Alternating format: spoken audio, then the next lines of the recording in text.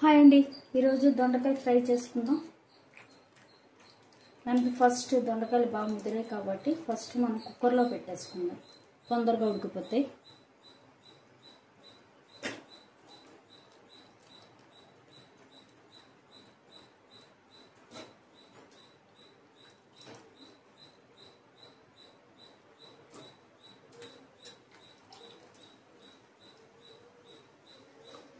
చూసారు కదా, ఇలాగా కుక్కర్లో పెట్టేసుకుందాం.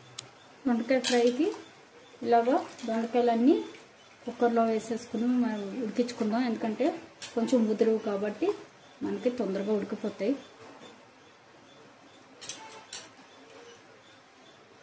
చూసారు కదా, ఇలా ఉడికించుకోవాలి.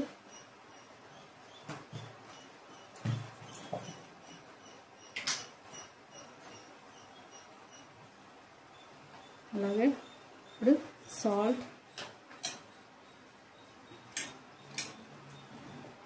వాటర్ కొంచెం ఎక్కువ వేసి వాడ్చేద్దాం. వాటర్ ఎక్కువ వేసి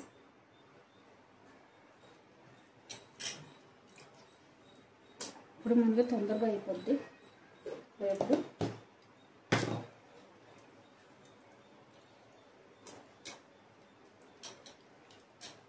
ఇందులో నూనె వేసుకున్నా పర్వాలేదు, లేదా మనం ఎలాగో వేయించేటప్పుడు ఆయిల్ వేస్తాం. ఇప్పుడు నూనె వేయద్దు, వేస్తే మనకి ఒక్కొక్కసారి కుక్కర్ మీద అంతా పోతుంది.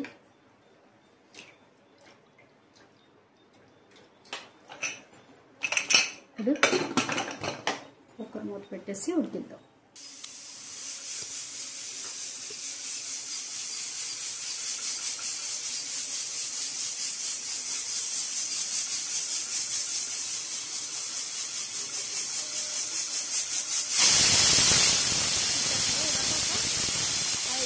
రానివ్వాలి, అప్పుడే బాగా ఉడుకుతుంది. ఇప్పుడు స్టవ్ ఆఫ్ చేసేద్దాం.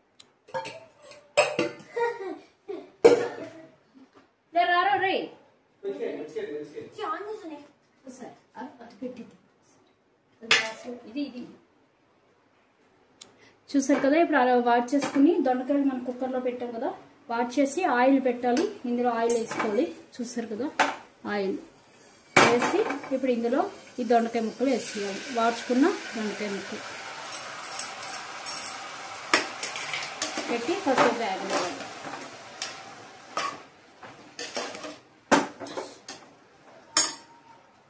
కాసేపు వేగనివ్వాలి.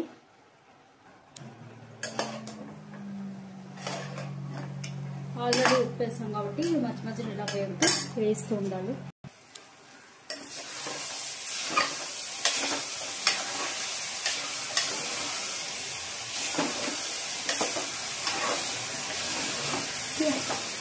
చూసారు కదా, ఇలా వేగిపోయింది. ఇప్పుడు దీనిలో మనం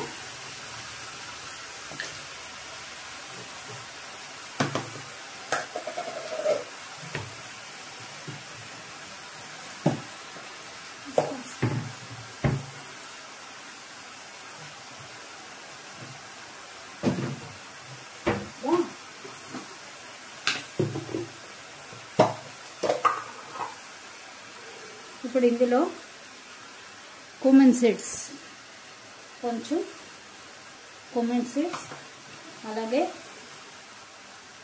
బెంగాల్ గ్రామ్. చూసారు కదా, బెంగాల్ గ్రామ్ వేసి కొంచెం సాల్ట్ వేసి వేయించాలి.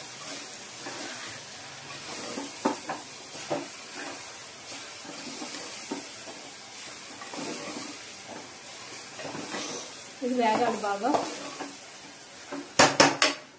వేగాలి. ఇది బాగా వేగనివ్వాలి. శనగపిండి పచ్చివాసన లేకుండా వేగాలి. చూసారు కదా, ఇప్పుడు ఇలా వేగాక ఇందులో రెడ్ చిల్లీ పౌడర్ వేసుకోవాలి.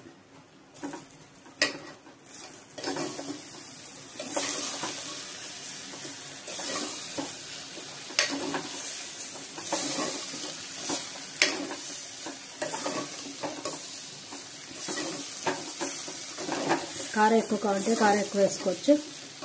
చూసారు కదా, దొండకాయ శనగపిండి సూపర్ ఉంటుంది. ట్రై చేయండి. Thank you.